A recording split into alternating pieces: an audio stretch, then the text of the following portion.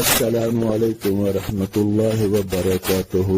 تمام تعریفیں رب تعالیٰ جل شانہ کے لیے ہیں، جس نے ہمیں پیدا کیا، جو ہماری تمام ضرورتوں کو پورا فرما رہے ہیں۔ ہماری ہدایت کے سامان کے لیے اللہ رب العزت نے 1,24,000 کے قریب پیغمبر بھیجے اور اپنے محبوب مکرم حضرت محمد رسول اللہ صلی اللہ علیہ وسلم کو سب سے آخر میں بھیجا اور اپنا دین اور اپنی رحمت کو مکمل کر دیا۔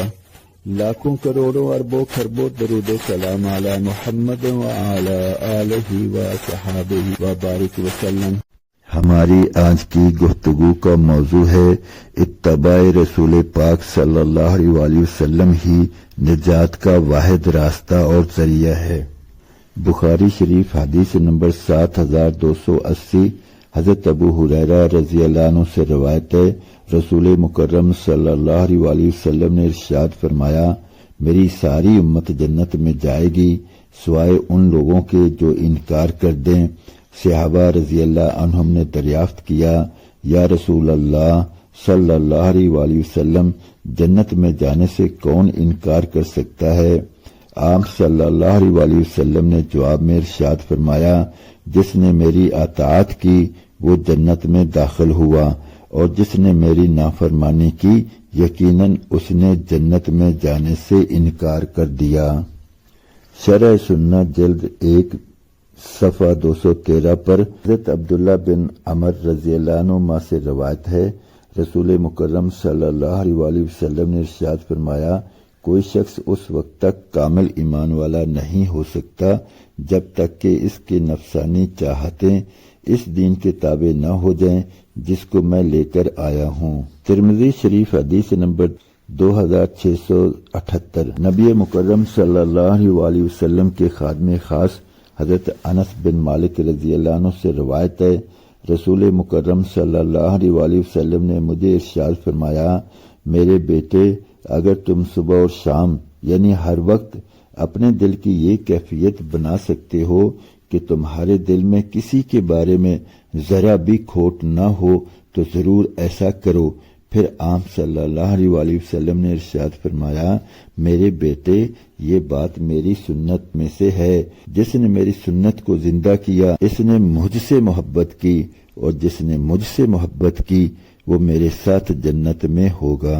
اس سلسلہ میں احادیث کا بہت بڑا ذخیرہ ہے، لیکن آخر میں بخاری شریف حدیث نمبر 5063 پیش کرنا چاہتا ہوں، جس میں حضرت انس بن مالک رضی اللہ عنہ فرماتے ہیں، رسول مکرم صلی اللہ علیہ وسلم کی عبادت کے بارے میں پوچھنے کے لیے 3 شخص ازواج مطہرات کے پاس آئے۔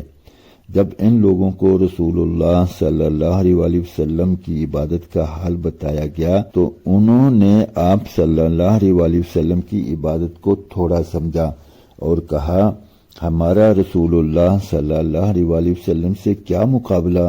اللہ تعالی جل شانہ نے نبی مکرم صلی اللہ علیہ وسلم کی اگلی پچھلی لغزشیں اگر بالفرض ہوں بھی تو معاف فرما دی ہیں۔ ان میں سے ایک نے کہا، میں ہمیشہ رات بھر نماز پڑھا کروں گا۔ دوسرے نے کہا، میں ہمیشہ روزہ رکھا کروں گا اور کبھی ناغہ نہیں ہونے دوں گا۔ تیسرے نے کہا، میں عورتوں سے دور رہوں گا، کبھی نکاح نہیں کروں گا۔ ان میں آپس میں یہ گفتگو ہو ہی رہی تھی کہ نبی مکرم صلی اللہ علیہ وسلم تشریف لے آئے اور فرمایا، کیا تم لوگوں نے یہ باتیں کہی ہیں؟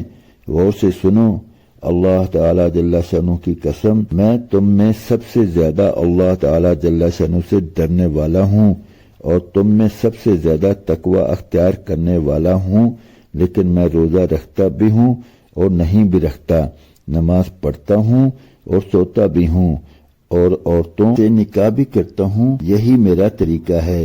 لہذا جس نے میرے طریقے سے اعراض کیا وہ مجھ سے نہیں، یعنی میری امت میں نہیں۔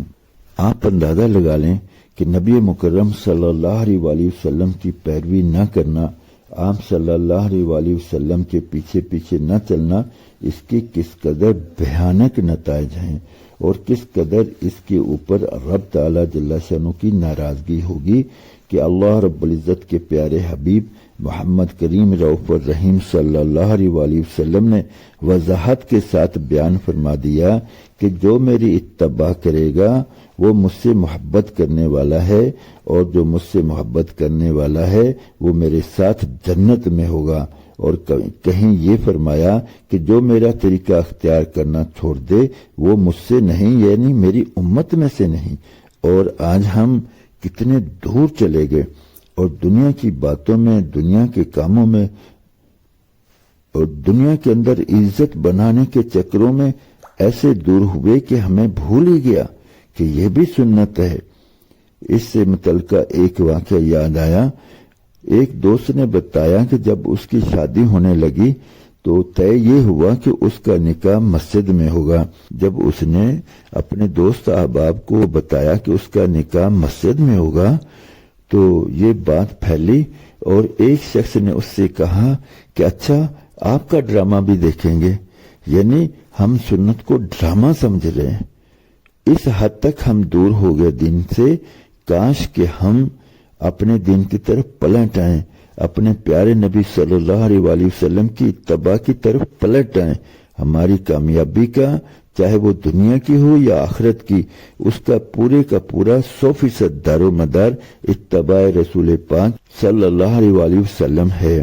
اگر ہم اتباع رسول پاک صلی اللہ علیہ وآلہ وسلم سے دور ہو جائیں گے، جو مرضی ہم کر لیں، اللہ رب العزت کے ہاں ہمارا کوئی مرتبہ اور مقام نہیں ہوگا، اور ہمیں اس دنیا سے جانے کے بعد انتہائی پچھتانا پڑے گا۔ ممکن ہے کہ دنیا میں رب تعالیٰ جل شانہ ہمیں ڈھیل دے دیں، اور ممکن ہے پکڑ بھی فرمائے، لیکن آخرت میں تو پچھتانا ہی پڑے گا۔ اس پچھتاوے کا کوئی علاج نہیں ہوگا۔ آج موقع ہے کہ ہم نبی مکرم صلی اللہ علیہ وآلہ وسلم کی اتباع کی طرف پلٹ جائیں اور اللہ رب العزت کے احکامات کو نبی مکرم صلی اللہ علیہ وآلہ وسلم کے طریقے کے مطابق کرتے ہوئے زندگی گزار لیں۔ گزارش ہے کہ ان باتوں کو اپنے دوست احباب عزیز و اقارب تک پہنچائیں، ان کو بھی اتباع نبی مکرم صلی اللہ علیہ وآلہ وسلم کی طرف بلائیں، بلکہ ایک قدم اور آگے بڑھیں، انہیں بھی اتباع نبی صلی اللہ علیہ وآلہ وسلم کے فضائل سنانے والا بنائے، اور انہیں بھی لوگوں کو اس کام کے لیے تیار کرنے والا بنائے۔ انشاءاللہ اس سے امید ہے کہ رب تعالیٰ جل شانہ ہماری گزشتہ لغزشوں کو معاف فرما دیں گے، اور آئندہ کے لیے ہمیں اتباع محمد صلی اللہ علیہ وآلہ وسلم کی لذت سے آشنا فرما دیں گے، اور ہماری دنیا بھی بنے گی اور آخرت بھی بنے گی۔ اب تک کے لیے اتنا ہی، انشاءاللہ ملتے ہیں اگلی ویڈیو میں، تب تک کے لیے اللہ حافظ۔ السلام علیکم ورحمۃ اللہ وبرکاتہ۔